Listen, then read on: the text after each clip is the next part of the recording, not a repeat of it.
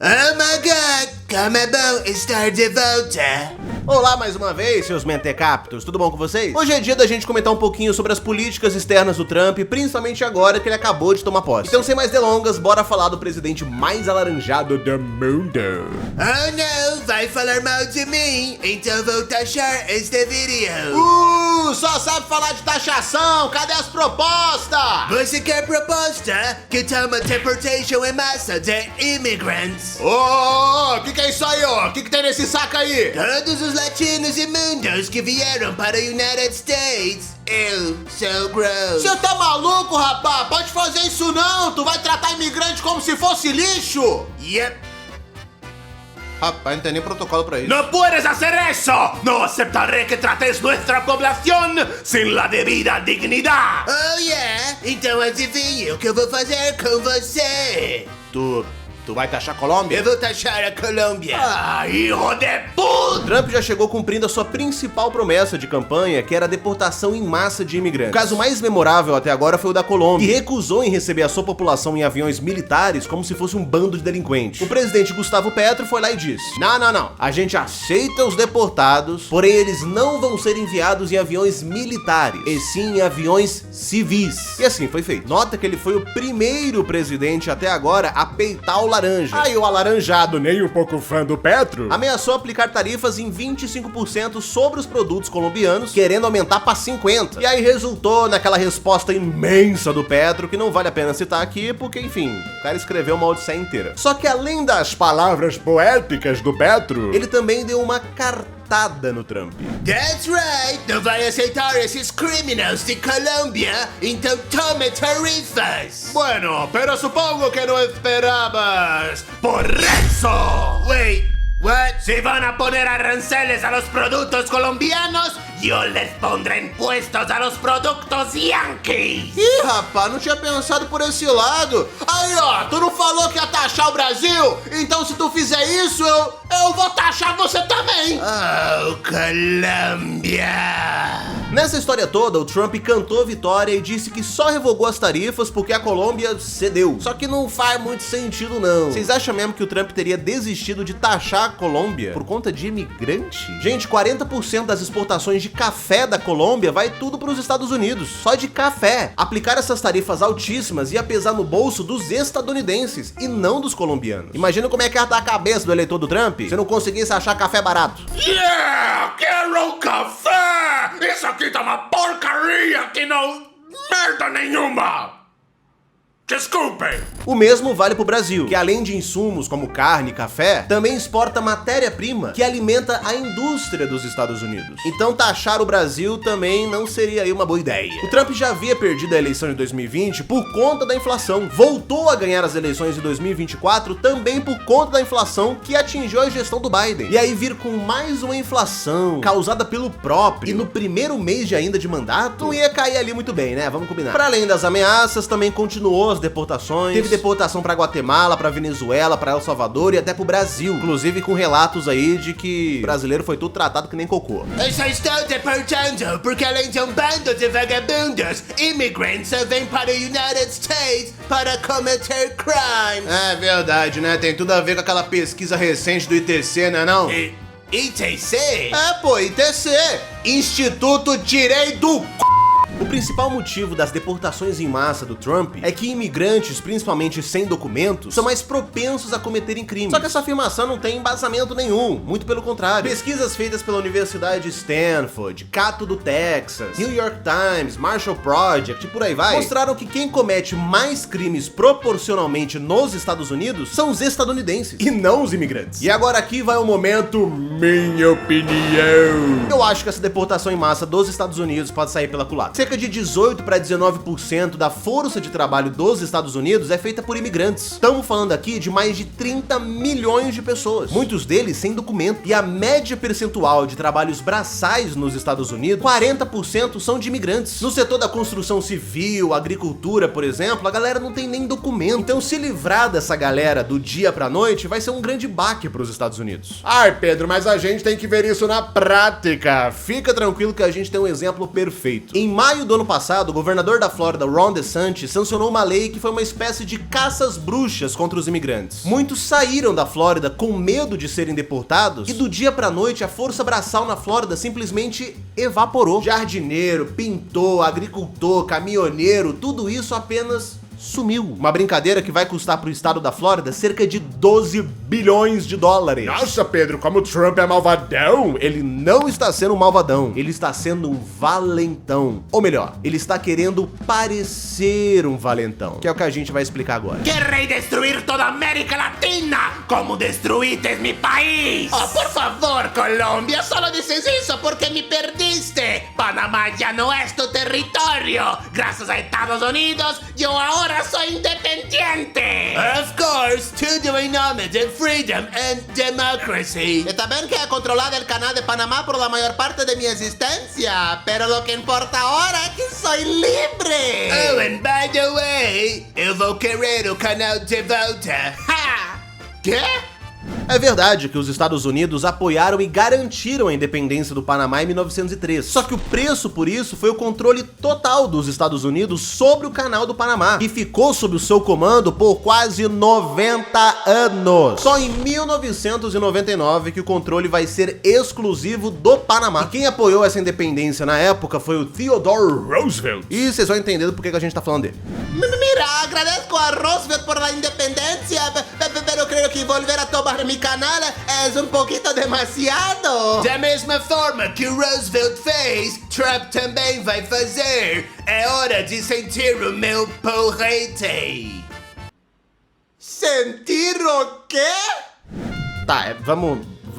Durante a presidência do Roosevelt era aplicada a ideologia do Big Stick, traduzindo porrete grande. Tem até a frase dele que era Speak softly and carry a big stick, you will go far. Traduzindo, fale suavemente e carregue um porrete grande, você irá longe. Na prática era a seguinte, os Estados Unidos vão conversar e negociar os seus interesses, mas sempre com uma força bélica de prontidão pra caso precise dar uma sacudida. Era uma coisa tipo assim, eu quero comprar o seu carro com desconto e se você não aceitar, eu te meto a porrada, destruo a tua casa e ainda roubo o seu carro. E se bobear, eu ainda faço você pagar por ele. Isso tem uma certa similaridade com a Bully Diplomacy, ou a diplomacia do valentão, do Donald Trump, que além de ameaçar com poder bélico, ele também ameaça com poder econômico. Não vai aceitar as minhas demandas? Tá bom, vou te taxar, vou te embargar, vou estrangular a sua economia e se nada disso der certo, te pego na saída. E esse negócio aí não é só com o Panamá não, viu?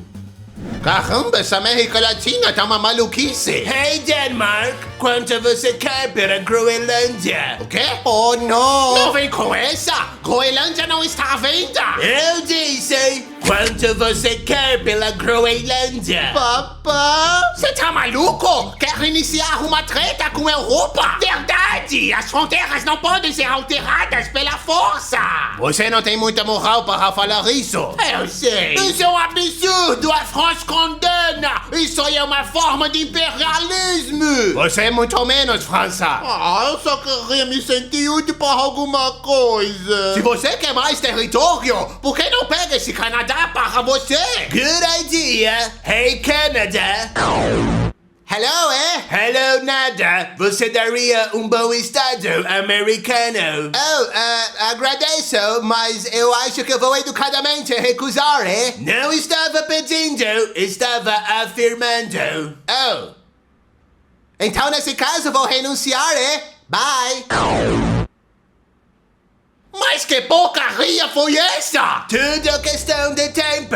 Em breve toda a América será dos americanos. Isso não é doutrina Monroe? Você ainda está nessa? Ele quer guerra, deixa eu participar. Eu sou bom com revolta. Eu te empresto uma guilhotina. Não! Segura a guilhotina! É, realmente esse interesse dos Estados Unidos de querer tomar a Groenlândia pode dar uma crise um tanto quanto séria pra Europa. Ele ainda afirmou que todo mundo da Groenlândia quer fazer parte dos United States. Só que rolou uma pesquisa que apenas 6% gostaria de fazer parte dos Estados Unidos. Mas é interessante também ver essa abordagem da Dinamarca com essa bully diplomacy do Trump. Basicamente, ela pediu tanto pra OTAN quanto pra União Europeia que lidasse com isso de uma maneira mais discreta, até pra não ficar colocando tanta lenha na fogueira aí da loucura do maluco. Isso, claro, enquanto ela reforça a defesa na Groenlândia, pra caso o alaranjado ali tenta entrar sem avisar. Isso, teoricamente, pode acontecer. Mas vocês estão observando um padrão aqui? Os Estados Unidos estão com um constante desejo de expansão no continente americano. Por quê? Porque eles estão perdendo esse controle. Não só isso, ele está perdendo a sua hegemonia, principalmente com a sua moeda. Até ali, pelos anos 2000, a América Latina tinha como seu principal parceiro comercial os Estados Unidos. Hoje, em maior parte, é a China. O Canal do Panamá era de total controle dos Estados Unidos. Hoje, 20% das embarcações do Canal do Panamá vem da China. O BRICS, que antigamente não era nada demais, hoje está cada vez mais empurrando essa desdolarização como uma das principais lideranças vindas da China. Uma outra coisa é que a indústria dos Estados Unidos, principalmente a bélica, dependem de metais raros que vêm da China. E tanto o Canadá quanto a Groenlândia têm essas terras. Então não é só uma tentativa de deixar de depender da matéria-prima da China, mas também uma tentativa de frear o desenvolvimento chinês. E agora que a gente entrou no papo de China, bora falar dela. Ah, não me coloca nessa treta. Oh my God! China! Aí vamos nós. Você sabe muito bem o que eu penso de você. Se eu visse o seu presidente, pode ter certeza que eu... Ai, lá vem pedrada. Que eu daria um longo e delicioso beijo.